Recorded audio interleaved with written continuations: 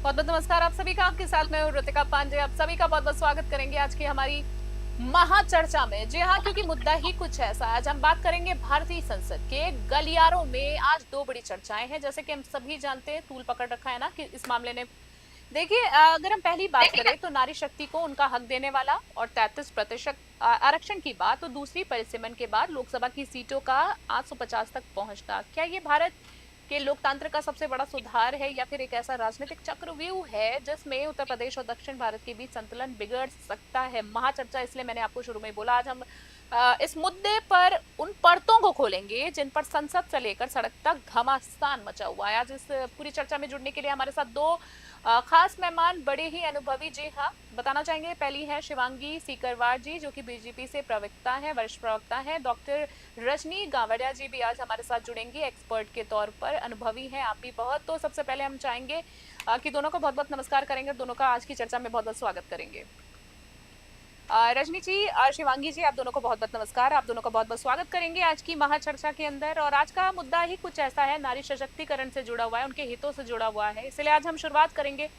और मैं शुरुआत करना चाहूंगी शिवांगी जी, आपसे ही शुरुआत करते हैं, फिर हम मैम से भी बात करेंगे। जैसे कि सीधे अगर सवालों पर आ जाऊं मैं शिवांगी जी, ये जो मुद्दा है तूल पकड़ता जा रहा है विश्व भर में, कहीं ना कहीं सबकी निगाहें फैसलों पर टिकी हुई है। तो जैसे समय सीमा की बात करूं तो सरकार ने इस बिल को ऐतिहासिक तो बताया है, लेकिन इसे जनगणना और परिसीमन की कठिन शर्तों के साथ क्यों जोड़ दिया? ये भी कहीं ना कहीं लोगों के मन में सवाल है, विपक्ष का भी सवाल है। तो क्या इसे बिना किसी देरी की सीधा 2024 से लागू करने की कोई संवैधानिक गुंजाइश नहीं थी कि अब जाके इस तरीके से करना पड़ा, मामला इस तरीके से सामने आया? नमस्कार।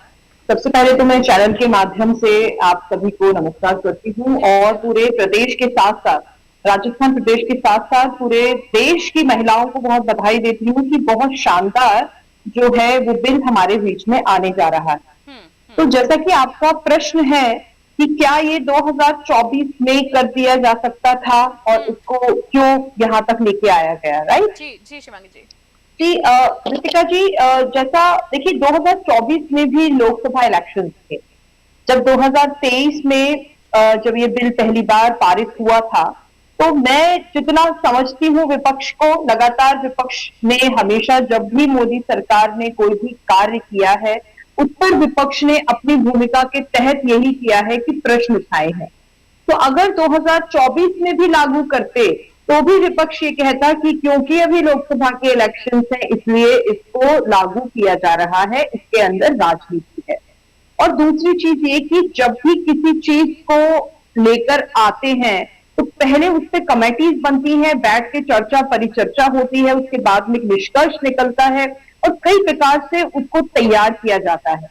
अगर मैं इस बात को और अच्छे से समझाने की कोशिश करती हूँ कि 2014 से देखें हम, तो बेटी बचाओ बेटी पढ़ाओ योजना से लेकर 3 तलाक तक, और हर स्थान पर चाहे बेटी स्कूल जाती है, चाहे बेटी कॉलेज जाती है, वो पैदा होती है तो उसके टीकाकरण होता है, और उज्ज्वला मिशन हो, हर घर नल हर घर जल का मिशन हो, जहां पे महिला जुड़ी हुई है, हर जगह की योजनाओं के तहत महिलाओं को सशक्त किया गया है भारतीय जनता पार्टी की सरकार के द्वारा। तो पहले पूरी तरीके से तैयारी की गई। जैसे जब बच्चा पैदा होता है तो पैदा होते ही वो 10th क्लास से 12th क्लास में नहीं आ जाता, उसको नर्सरी से लेके पढ़ना पड़ता है 10th तक 12th तक, तब वो उसके बाद में कॉलेज में आता है। वैसे ही नारियों को भी तैयार किया गया है। सोचिए ऐसे भारत देश जहां पे 3 बार तलाक देने से, मतलब 3 बार अगर तलाक बोल दिया तो तलाक हो जाता था, ऐसी स्थिति से महिलाओं को बचाया गया और 3 तलाक जैसे महत्वपूर्ण कानून को बनाया गया महिलाओं के लिए। यानी कि महिलाओं को पहले सशक्त किया गया, उनको समझाया गया, उनको तैयार किया गया, और अब जब वो इतनी तैयार हो गई है तब इस बिल को लागू करने की जो है वो बात की जा रही है। और मुझे तो बहुत खुशी होती है, और मुझे तो इससे ये भी लगता है कि विपक्ष को धन्यवाद देना चाहिए कि भाई महिलाओं को अगर यहाँ पे रिजर्वेशन होगा तो सिर्फ भाजपा की महिलाओं को रिजर्वेशन नहीं होगा, सीट पर रिजर्वेशन होगा, जो स्थानीय जो क्षेत्रीय पार्टी है उनके लिए भी रिजर्वेशन होगा, जो कांग्रेस सरकार है उनकी महिलाएं भी आएंगी। तो मुझे तो लगता है हर पार्टी को हर जगह से धन्यवाद ज्ञापित करना चाहिए और इसका स्वागत करना चाहिए, जितना मेरा मानना। ठीक है, चलिए। जैसे कि शिवांगी जी ने अपनी राय रखी, आज हमारे साथ रजनी गावड़िया भी जुड़ी है, गावड़िया जी भी जुड़ी है। मैम, आपसे जानना चाहूंगी, जैसे एक विशेषज्ञ के तौर पर, आज एक्सपर्ट के तौर पर आप जुड़ी हैं, आप एक कह सकते हैं ना कि आप एक अपनी न्यूट्रल राय रखने वाली हैं। आपसे जानना चाहूंगी, आप भी एक महिला हैं, तो विपक्ष की भी बड़े सारे तर्क आ रहे हैं, बयानबाजियां चल रही हैं, हम सभी जानते हैं। तो विपक्ष का तर्क है कि सीटों का ये जो विस्तार है ना, ये एक व्यक्ति एक वोट के सिद्धांत को तो मजबूत कर देगा, जैसे कि शिवांगी जी ने भी उनकी बातों में कहीं ना कहीं बोला, लेकिन राज्यों की समानता को पूरी तरीके से खत्म कर देगा। तो आप एक विशेषज्ञ हैं, आपकी राय में क्या 850 सीटें भारत के संघीय ढांचे की लिए खतरा बन सकती हैं? आपको क्या लगता है इस पर? आपकी क्या बेबाक राय है आपकी?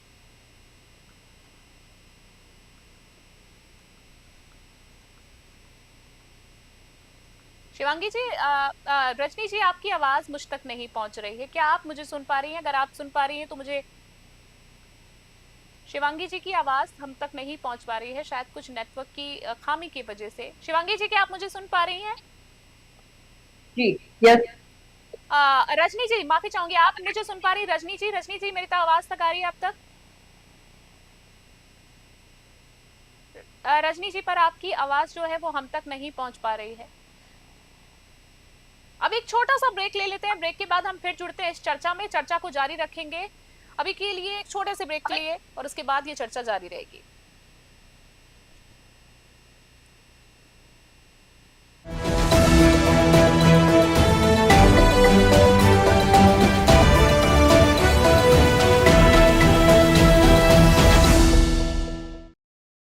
ब्रेक के बाद एक बार फिर से बहुत बहुत स्वागत करेंगे आप सभी दर्शकों का। तो देखा आपने कि जैसे कि हमने शिवांगी जी से बातचीत की, उन्होंने अपनी बेबाक राय रखी, और इसी के साथ हम चाहेंगे कि एक बार फिर से हमारे मेहमानों से रूबरू करा दें हमारे दर्शकों को। सबसे पहले हम चाहेंगे, और उसके बाद जो है सवालों का सिलसिला जो है वो शुरू रखेंगे, बातचीत हम जारी रखेंगे। और हम चाहेंगे सबसे पहले हमारे मेहमान से आज हमारे दर्शकों को मिलवाएं।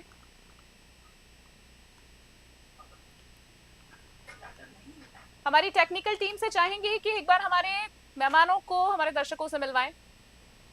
और हम चाहेंगे, जैसे कि आज हमारे साथ रजनी जी भी जुड़ चुकी हैं। रजनी जी, हम आपसे जानना चाहेंगे, जैसे कि अभी शिवांगी जी ने अपनी बेबाक राय रखी, और अब आपसे मैं ये जानना चाह रही थी, जैसे कि तर्क वितर्क जो है ये तो चलते ही रहते हैं, आपसे जानना चाहूंगी निष्पक्ष तौर पर आप क्या अपनी बेबाक राय रखना चाहेंगी? जैसे कि एक व्यक्ति एक वोट के सिद्धांत को मजबूत करता है, ये लोगों का कहना है और कुछ पार्टियों का भी कहना है, लेकिन राज्यों की समानता जो है वो खत्म कर देता है। विशेषज्ञ हैं आप, आपकी राय में जानना चाहूंगी कि 850 सीटें भारत के संघीय ढांचे के लिए खतरा बन सकती है? क्या कुछ आपका अपना मत है, क्या कहना चाहेंगी बेबाक राय?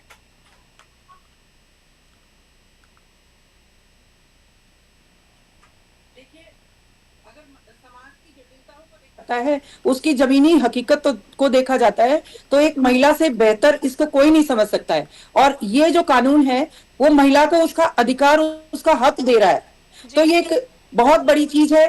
और इससे जरूर देश के अंदर प्रगति भी होगी, और महिला को जब अधिकार मिलेगा तो सशक्त महिला ही एक सशक्त राष्ट्र की नींव बन सकती है।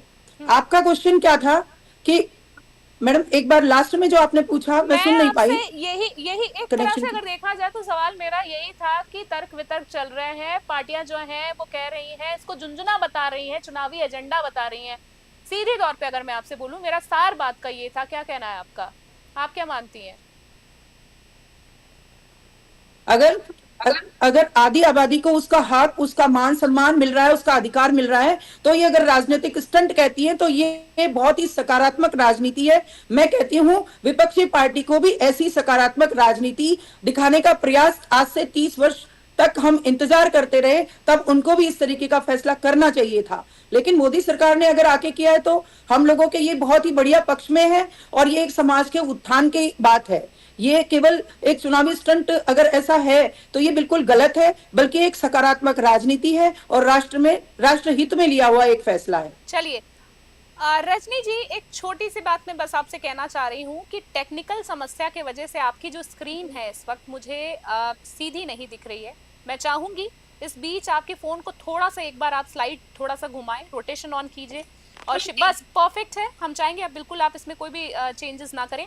शिवांगी जी, टेक्निकल समस्या होती रहती है, अब आपके पास में आना चाहूंगी। जैसे कि झुंझुने की बात कही जा रही है, जो विपक्ष पार्टी है कह रही है एक एजेंडा है, झुंझुना बजाया जा रहा है। कांग्रेस की बात कर लूं, अन्य विपक्षी दलों की बात कर लूं, तो इसे पोस्ट डेटेड चेक करार दिया जा रहा है। उनका कहना है कि अगर सरकार गंभीर होती ना तो इसे जनगणना और परिसीमन की शर्तों में बिल्कुल भी नहीं उलझाती, सीधे तरीके से परोसती। आपका क्या कहना है? देखिए, मैं कांग्रेस के लिए अगर मैं बात करूं कि ये ऐसा नहीं है कि ये पहली दफा हो रहा है। 2010 में जब उन्होंने राज्यसभा में इसे पारित कर दिया था, उसके बाद लोकसभा में वो पूर्ण बहुमत से थे। कांग्रेस के पास में बहुत सारा ऐसा समय था, क्योंकि उन्होंने 92-93 में पंचायत और नगर निकायों में भी 33% महिलाओं के लिए वो लेकर आए थे। तो वो ये जो बिल था वो विधानसभा और लोकसभा के लिए भी लेकर आ सकते थे। इनफैक्ट राज्यसभा पे चर्चा भी हुई थी, और तब जब विपक्ष में भारतीय जनता पार्टी थी तो भारतीय जनता पार्टी ने पूरी तरीके से उनका समर्थन किया था। लेकिन 2014 तक उनके पास में कहना चाहिए 4 साल थे। उन 4 सालों में अगर वो चाहते तो वो लेके आ सकते थे, लेकिन वो नहीं लेकर आए। तो झुंझुना कब किसने किसको दिया है, इस बात से साफ साबित होता है कि जब जब कांग्रेस को मौका मिला पागल बनाने का, चाहे जनता की कोई भी वर्ग हो, चाहे एससी हो, एसटी हो, किसान वर्ग हो, युवा वर्ग हो या महिला वर्ग हो, तो झुंझुना हमेशा जो है वो कांग्रेस ने पकड़ाया है, कभी भी भारतीय जनता पार्टी ने नहीं पकड़ाया है। भारतीय जनता पार्टी का हमेशा से यही सिद्धांत होता है, क्योंकि मैं संगठन से जुड़ी हुई हूँ, कि आप जो बोले वो हम कार्य करें, हम जो बोले वो कार्य करें। ये होता है, ये हो सकता है कि कभी कभी वो कार्य थोड़ा लेट हो जाता है स्थिति परिस्थिति के अनुसार, लेकिन वो कार्य अवश्य किया जाता है। उसके लिए हमेशा भारतीय जनता पार्टी लगी रहती है कि उस कार्य को किया जाए। ठीक है। और रहा परिसीमन का सवाल, हाँ, तो आप खुद सोचिए 2011 के बाद में अभी परिसीमन होगा, परिसीमन के बाद में और जनगणना के बाद में अगर कोई चीज आती है तो बहुत अच्छी चीज है। इसमें सवाल उठाना, इस सवाल उठाने जैसी बात मुझे तो नहीं लगता कि कुछ भी समझ में इस तरीके की बात को होना चाहिए, क्योंकि विपक्ष के पास कोई मुद्दा नहीं है तो उसको राजनीति से जोड़ दिया गया, उसको उत्तर भारत और दक्षिण भारत से जोड़ दिया गया। और ये जोड़ने की ये जो स्थिति होती है ये हमेशा कांग्रेस करती है, क्योंकि उनके पास कोई मुद्दा नहीं होता। चलिए ठीक है, जैसे कि आपने कहा कोई मुद्दा नहीं है, पर दर्शकों को बताना चाहूंगी कि आज जैसे हमारे साथ शिवांगी जी हैं। शिवांगी जी, अगर मैं बात करूं आपकी ही, मैं बेबाक राय के साथ आपकी भावनाएं जानना चाहूंगी। नारी सशक्तिकरण को लेकर आप हमेशा जमीनी स्तर पर काम करती हुए हमें दिखी हैं। नारी शक्ति वंदन पे आपकी पंक्तियां जो हैं वो बड़ी पसंद करी जा रही है, महिलाएं खासकर बहुत इसको सराह रही हैं। तो आज हमारे साथ आप जुड़ी हैं, तो हम चाहेंगे कि इस मंच के माध्यम से हम आपसे कुछ पंक्तियां सुनना चाहेंगे, कविता सुनना चाहेंगे जो लोग काफी पसंद कर रहे हैं। क्या व्यक्त करना चाहती हैं आप? जी बिल्कुल, मैं अपनी एक छोटी सी कुछ 10 लाइनें हैं करीबन, वो मैं रखती हूँ यहाँ पर, कि नारी शक्ति का, इसका जो टॉपिक मैंने रखा है, नारी शक्ति वंदन का अभिनंदन। और मैं रखती हूँ कि अब उजली है नई किरण, अब बदला हिंदुस्तान है, नारी को सम्मान मिला, देखो बढ़ा देश का मान है, देश का मान बढ़ा है, देखो बढ़ा देश का मान है, सदियों से जो मौन रही अब उसकी नई आवाज बनेगी, हर संसद हर मंच पर अब उसकी नई पहचान बनेगी, शक्ति साहस ज्ञान की देवी हर रूप में नारी है, हर आंगन से राजपथ तक अब उसकी हिस्सेदारी है, वंदन उस संकल्प को जिसने राह नहीं दिखलाई है, नारी वंदन नारी शक्ति वंदन से हर बेटी मुस्कुराई है, अब न रुकेगी अब न झुकेगी, हर बंधन को तोड़ेगी, भारत की हर बेटी अब इतिहास नया जोड़ेगी। क्या बात है। सम्मान समानता अवसर का यह अभिनव अभियान है, नारी शक्ति वंदन अधिनियम भारत की नई पहचान है। क्या बात है, क्या बात है। बहुत ही खूबसूरत पंक्तियां आपने, हम कहेंगे कि आपने लिखी हैं, और एक जमीनी हकीकत को, जैसे कि मैंने पहले ही बोला कि आपकी बेबाक राय भी इसमें दिख रही है, और एक आपकी भावनाएं भी जो व्यक्त आप करना चाह रही थी बखूबी आपने अपनी पंक्तियों के जरिए की। वास्तव में बहुत ही खूबसूरत बातें आपने कही हैं, आई एम श्योर। हमारे साथ जैसे कि रजनी जी भी जुड़ी हुई है। रजनी जी, आपके पास में एक सवाल के लिए वापस आना चाहूंगी। हम चाहेंगे कि रजनी जी से हम एक सवाल जारी रखना चाहेंगे। रजनी जी, क्या आप मुझे सुन पा रही हैं इस वक्त? एक बार मैं और प्रयास करूंगी। रजनी जी, बिल्कुल सुन पा रही हूँ, बिल्कुल सुन पा रही हूँ। रजनी जी, एक सवाल आपसे करना चाहूंगी कि जैसे कि हमने बहुत ही खूबसूरत पंक्तियां भी सुनी है शिवांगी जी से और उनकी राय भी सुनी है, और इसी बीच आपसे जानना चाहूंगी कि क्या जनगणना और परिसीमन को अनिवार्य बनाना केवल एक प्रशासनिक प्रक्रिया हम इसको वास्तव में माने, या महिला आरक्षण को लंबे समय से लंबे समय तक ठंडे बस्ते में डालने की एक सोची समझी साजिश, रणनीति हम इसको मान सकते हैं? ये रणनीति से बड़ा सवाल है मेरा। इसके पीछे की कानूनी पहलुओं का सच क्या है? क्या कहना चाहेंगी? आपकी व्यक्तिगत अपनी राय क्या व्यक्त करना चाहेंगी? देखो, परिसीमन और ये चीज तो प्री हैं। इस कानून को अगर लागू करना है तो परिसीमन और ये चीजें पहले करनी ही होंगी। उसके बाद ही, जैसे कि अभी मैडम ने कहा ही कि सिखवाल मैडम ने कहा ना कि किसी बच्चे को अगर कॉलेज में आता है तो पहले उसको नर्सरी, प्राइमरी और फिर सेकेंडरी स्कूल में जाना ही पड़ेगा। ठीक उसी भांति अगर इस कानून को लागू करना है तो पहले ये सारी प्रीरिक्विजिट्स जो हैं वो पूर्ण करनी ही पड़ेंगी, तभी अपन कानून को अच्छी तरीके से लागू कर पाएंगे। और बाकी बात रहती है, उससे पहले जो कानून को ठंडे बस्ते में डाला गया था तो उसमें कई बार ऐसा हुआ कि राज्यसभा में पारित हो गया तो उसको लोकसभा में लाया ही नहीं गया। तो वो एक कह सकते हो कि आप उस टाइम जो 30 साल से इसको ठंडे बस्ते में रखा जा रहा था, अभी सरकार की मंशा ऐसी नहीं लगती है जिस हिसाब से हम देख रहे हैं। मैं एक डॉक्टर हूं तो उसके नाते मेरे को ये आभास होता है कि जनता में बहुत जरूरी है बराबरी का, महिलाओं को हक दिलाना। जब महिला अपने फैसले खुद ले सकेगी तभी देश आगे बढ़ पाएगा। जी बिल्कुल, बिल्कुल सही बात आपने कही है।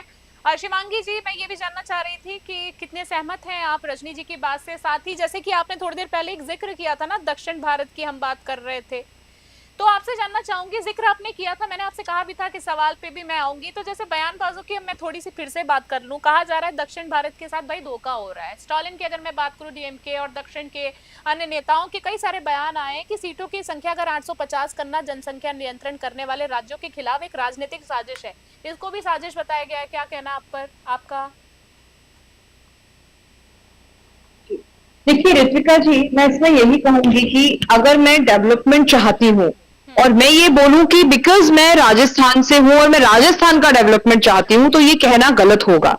मुझे ये कहना चाहिए कि मैं इस देश की नागरिक हूं और मैं इस देश का डेवलपमेंट चाहती हूं। रहा दक्षिण भारत का सवाल, तो दक्षिण भारत जो अभी कर रहा है वो यही कर रहा है, वो डेवलपमेंट तो चाहता है, लेकिन तमिलनाडु वाले तमिलनाडु का चाहते हैं। मैं यहाँ पे क्षेत्रीय पार्टियों की बात कर रही हूँ। केरल वाले केरल का चाहते हैं, या बोले आंध्र प्रदेश की बात कर रहा है। यहाँ पे कोई भारत की बात नहीं कर रहा है। ये जो महिला सशक्तिकरण बिल है, क्या ये ऐसा है कि सिर्फ उत्तर भारत में है, दक्षिण भारत में नहीं लगेगा? भाई जब सांसद आपके यहाँ पे जितने हैं उसमें भी 33% आरक्षण लगेगा और महिलाओं की उसमें भूमिका बनेगी। बल्कि मुझे तो ये लगता है कि 33% आरक्षण जो है वो कम है। हमें तो 50% होना चाहिए कि 50% महिलाएं रहेंगी और 50% पुरुष रहेंगे, क्योंकि जहां पर जब वोटिंग की बात आती है तो उसमें 50% जो है वो महिलाएं हैं आज पूरे देश के अंदर। तो जब सिर्फ 33% की बात आ रही है और इसमें दिखती है दक्षिण भारत की insecurity. Bharatiya Janata party insecure नहीं है। जब वो पहले भी, अभी भारतीय जनता पार्टी जो है अभी दक्षिण भारत में, और हम ईस्ट की बात करें तो अभी लगातार उसमें काम कर रहे हैं, but still we are not insecure. हम काम कर रहे हैं, काम के बलबूते पे हमें चुनाव हम लड़ते हैं, हमको वोट मिलते हैं। सिर्फ नारी शक्ति वंदन, अगर मैं बोलूं कि मोदी जी सिर्फ नारी शक्ति वंदन से जो है वो लेके सिर्फ इसको राजनीति से जोड़ रहे हैं, तो भाई मोदी जी के इतने सारे काम हैं कि मैं जैसे पहले भी मैंने बोला, बेटी बचाओ बेटी पढ़ाओ अभियान से लेकर और आज तक स्टार्टअप तक महिलाएं हैं। हाँ, और मैं बोलूं कि आपके जो सेना दल में महिलाएं जा रही हैं, तो मोदी जी के ऑलरेडी इतने काम है कि उसको इस बिल से जोड़ के राजनीति करने की आवश्यकता नहीं है। और जो जब ये दक्षिण भारत और उत्तर भारत की बात होती है या यूपी की बात होती है, तो यहाँ पे मुझे लगता है क्षेत्रीय पार्टियों की इनसिक्योरिटी होती है। वो उनको ये लग रहा है कि उनका जो है अगर वो काम करेंगे तो वहां पे वोट तो, क्योंकि सभी को बराबर मिलते हैं ना, वोट का अधिकार तो पार्टियां आपस में लड़ती हैं और वोट का अधिकार तो जनता का है। आप जनता के काम करिए, जनता जिसको वोट देगी वो जो है वो सरकार में आ जाएगा। ठीक है, ठीक है, ठीक है। रजनी जी, आपके पास मैं आना चाहूंगी। जैसे कि पहले मैं ये जानना चाहूंगी कि आपने शिवांगी जी की बात कही, आप एक एक्सपर्ट के तौर पर आपकी क्या राय? पहली बात तो ये बताइए कि आप इनकी बात से कितना सहमत है। साथ ही साथ एक सवाल मैं और करना चाहूंगी समय को देखते हुए कि जैसे कि देश के कई हिस्सों में ना विरोध हो रहा है, जैसे कि ये सवाल भी मेरा उनसे था शिवांगी जी से, और कहा जा रहा है कि ये जो बिल है ना केवल एक प्रतीकात्मक है। क्या 33% आरक्षण वास्तव में पितृसत्तात्मक राजनीति को चुनौती देगा, या हम संसद में पंचायत पति मॉडल का बड़ा रूप देखेंगे? क्या कहना है आपका? देखिए, शुरुआत में कोई भी काम शुरू किया जाता है तो पंचायती राज चुनाव का उदाहरण देख लीजिए, उसमें भी सरपंच प्रतिनिधि ही काम किया करते थे, लेकिन समय के साथ धीरे धीरे परिवर्तन आता है। आज महिला सरपंच भी अपने ऑफिस में बैठ करके काम करती हैं। पंचायती राज चुनाव का जैसा परिवर्तन हमने देखा है वैसा इस संसद वाली राजनीति, विधानसभाओं की राजनीति में भी होगा। शुरू में हो सकता है पहला पायदान होगा ये, तो शुरू में हो सकता है कि एमएलए प्रतिनिधि होगा, सांसद प्रतिनिधि होगा, लेकिन कुछ समय बाद में जो है महिलाओं को पूरा अधिकार मिलेगा और वो अपने फैसले खुद लेंगी और रिप्रेजेंट भी करेंगी विधानसभा में और संसद के अंदर महिलाओं को। और जब कानून बनेंगे तो महिलाओं को प्राथमिकता देते हुए कानून बनेंगे, तो देश के अंदर स्वास्थ्य के ऊपर बात होगी, महिला शिक्षा पे भी बात होगी, महिला सुरक्षा की बात होगी। ये जो कुपोषण की बीमारी है, एनीमिया की बीमारी है, इनसे संबंधित बीमारियों पे काफी कंट्रोल होगा, क्योंकि एक कमरे में बैठ के महिलाओं के लिए कानून बना दिए जाते हैं और वो भी पुरुष लोग जब कानून बनाते हैं तो उनको महिलाओं की बेसिक समस्याओं का पता ही नहीं होता है। जब महिलाएं खुद कानून बनाएंगी अपने लिए तो वो अवश्य ही इन चीजों का समावेश उन कानून में करेंगी, इसलिए समाज का और देश का विकास अवश्य होगा। जी बिल्कुल, आपने कहीं ना कहीं बिल्कुल सही अपनी बात रखी है। एक आखिरी सवालों पर एक सवाल आखिरी आप दोनों से मैं जानना चाहूंगी समय को देखते हुए, जैसे कि शिवांगी जी आपसे जानना चाह रही थी आखिरी सवाल में कि परिसीमन के बाद अब उत्तर भारत की मैं बात कर लेती हूँ कि उत्तर भारत की सीटें बेतहाशा बढ़ जाएंगी, सभी जान रहे हैं, तो क्या सरकार के पास कोई ऐसा भाई फॉर्मूला है जिससे दक्षिण के राज्यों को भी ये महसूस ना हो कि जनसंख्या नियंत्रण करके उन्होंने अपनी राजनीतिक ताकत को कहीं ना कहीं खो दिया है?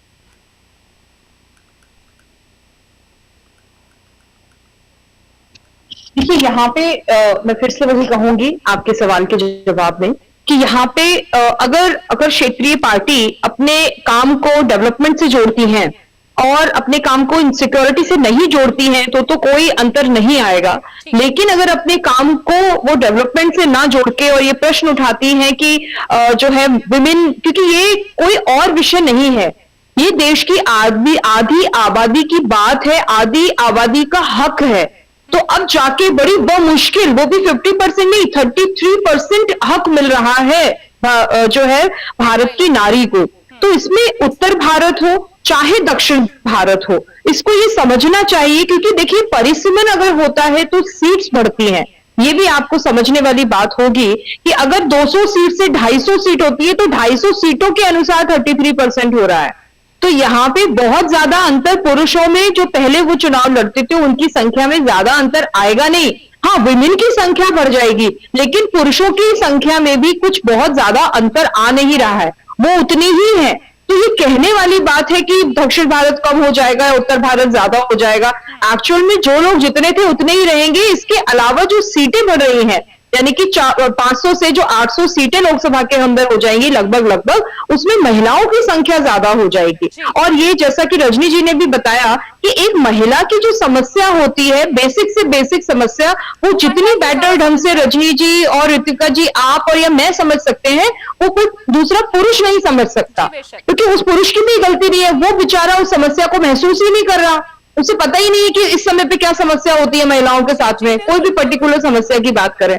तो जितने अच्छे से ये जो नीति निर्माण में जो महिलाओं की भूमिका होगी, तो ये भारत माता और हमारी धरती माता, जिसको कि हम माँ का नाम देते हैं, वो माँ के लिए उस राष्ट्र का जो निर्माण अब होगा वो अलग तरीके से होगा। और मुझे विश्वास है कि इस निर्माण में उसकी दिशा भी बदलेगी और दशा भी बदलेगी हमारे भारत देश। चलिए, बिल्कुल बखूबी आपने एक्सप्लेन किया इन चीजों को भी। अब आखिरी सवाल पर रजनी जी मैं आपके पास आना चाहूंगी आज की चर्चा के लिए। फिलहाल रजनी जी, ओवरऑल अगर मैं आपसे पूछूं, चर्चा हमने की, आप दोनों ने अपनी राय रखी है, एक एक्सपीरियंस आपने शेयर किया है, कामकाज आप लोगों ने बेहतरीन तरीके से अभी तक इस क्षेत्र में किया है अपने अपने। ओवरऑल मैं जानना चाहूंगी क्या लगता है रजनी जी एक एक्सपर्ट के तौर पर कि क्या कुछ फैसला अंत में जाके एकदम लास्ट पॉइंट पे हम लोगों को देखने को मिल सकता है? कितना मजबूती भरा रहेगा ये फैसला महिलाओं के लिए? सबसे पहले तो आपसे ये जानना चाहूंगी। दूसरा मेरा सवाल ये है कि जैसे कि इस बात से मुझे एक बात याद आई कि एक बयान सामने आया था क्रेडिट लेने की राजनीति, जैसे कि सोनिया गांधी ने संसद में कहा था ये बिल हमारा है, इट्स आर्स। ये याद दिलाते हुए कांग्रेस ने इसे 2010 में राज्यसभा में पास करा दिया था। विपक्ष इसे भाजपा का केवल एक इवेंट मैनेजमेंट बता रही है। इस पर आपका क्या कहना है? दोनों सवालों का एक एक करके जवाब चाहूंगी। देखिए, पहले सवाल का जवाब देती हूँ। इससे देश की जो स्थिति है उसमें बहुत इसकी देश की भविष्य की दिशा ही चेंज हो जाएगी। जो महिलाएं हैं वो अपने स्वास्थ्य का, अपनी शिक्षा का, अपने परिवार के भविष्य का फैसला खुद लेने लग जाएगी। और जब एक महिला अपने परिवार का भविष्य का फैसला जब खुद लेती है तो वो परिवार को बहुत अच्छे से संभाल सकती है। एक पुरुष को महिला की स्वास्थ्य की आप उदाहरण के तौर पे देखिए, एक महिला घर में बीमार है, वो एक रूम में रहती है, उसके ससुर को, उसके हस्बैंड को पता ही नहीं चलता उसको क्या तकलीफ है, लेकिन उसकी बेटी को या उसकी माँ को इस चीज का अच्छे से अंदाजा होता है। और अगर उसको ये अधिकार दिया जाए कि इसके स्वास्थ्य का ध्यान तुम्हें रखना है, तुम्हें कब डॉक्टर के पास ले जाना है, क्या ट्रीटमेंट इसका करवाना है, तो वो लेडी उसको बहुत अच्छी तरीके से दिखा पाएगी, समय से दिखा पाएगी, उस ट्रीटमेंट में देरी नहीं हो पाएगी। दूसरी चीज आपने पूछी कि कांग्रेस इसका क्रेडिट लेना चाहती है, जरूर। जब उन्होंने 30 साल तक इसको अटका के रखा तो ये उनका जरूर चुनावी स्टंट था कि वो किसी समय में इसको लेके आए, लेकिन केवल एक चुनावी स्टंट के तौर पे, लेकिन उसको आगे बढ़ाया नहीं। जब औरतों को अधिकार अब मिल रहा है तो हम उनको इसका क्रेडिट कैसे दे सकते हैं? इसका क्रेडिट तो हम मोदी सरकार को ही दे पाएंगे। ठीक है, चलिए आज हमारे साथ इस चर्चा में जुड़ने के लिए आप दोनों को बहुत बहुत धन्यवाद देना चाहेंगे। बहुत बहुत धन्यवाद रजनी जी आपका और साथ ही शिवांगी जी आपका। हम फिर किसी चर्चा में आपसे जल्दी मुलाकात करेंगे। तो दोनों बड़े ही अनुभवी प्रवक्ता और हमारे साथ रजनी जी भी हमारे साथ जुड़ी थी एक्सपर्ट के तौर पर। देखिए बातचीत में जो सामने आया है, कह सकते हैं कि महिला आरक्षण केवल एक संसद में संख्या बढ़ाने का एक मुद्दा नहीं है। दोनों महिलाओं से बात करके सशक्तिकरण की मिसाल है दोनों महिलाएं, बल्कि ये भारत के सामाजिक और क्षेत्रीय संतुलन को बनाए रखने की परीक्षा है। यदि सरकार विपक्ष के सवाल और दक्षिण भारत की चिंताओं को साथ लेकर चलती है तो ये लोकतंत्र के लिए अमृत काल होगा। बात का सार यही निकला है। लेकिन अगर ये केवल आंकड़ों का खेल बनकर ही रह गया तो आने वाले समय में देश के संघीय ढांचे पर बड़े सवाल उठना तो बिल्कुल तय है। तो देखिए, देखना होगा कि 2026 का परिसीमन भारत को जोड़ता है या नई लकीरों को खींचता है। फिलहाल की खास चर्चा में इतने। देश दुनिया की बड़ी खबरों के लिए बने रहे न्यूज़ 21। अभी के लिए नमस्कार, जय हिंद, जय भारत।